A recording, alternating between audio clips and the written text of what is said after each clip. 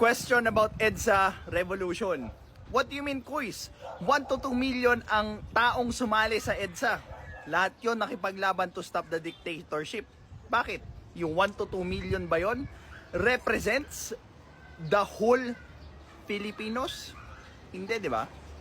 Tuwing kailan mo nakukuha yung totoong representation ng Pilipino? It's during voting.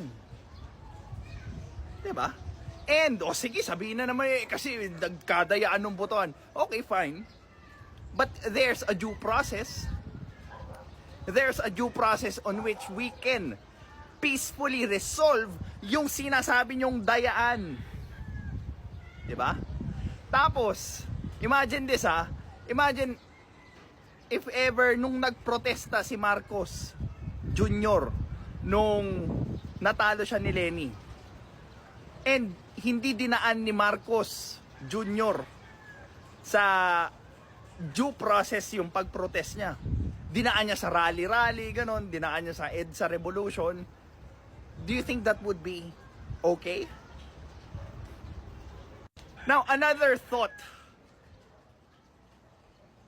Ilang percentage ng botante nung nakaraang presidential election, lalo na nung buhay pa naabutan nila si Ferdinand Marcos Sr. ang bumoto doon sa anak niya. Doesn't that ring a bell on something? Most likely nagustuhan nila yung pamamalakad ng tatay and binoto ulit yung anak. Kaya nga nanalo si Bongbong. So, hindi mo pwedeng sabihin na that represents democracy because that's not even close to what a democratic process is. True democratic process is voting and due process if ever may reklamo. Hindi yung magrarally ka, babarahan mo yung EDSA, mamemerwisyo ka ng ibang tao, magre-revolusyon ka, manununog ka ng heavy equipments, pahirapan mo yung ibang probinsya para lang bumagsak yung ekonomiya ng Pilipinas. Mga ganun bagay ba? This is Pinoy Extreme.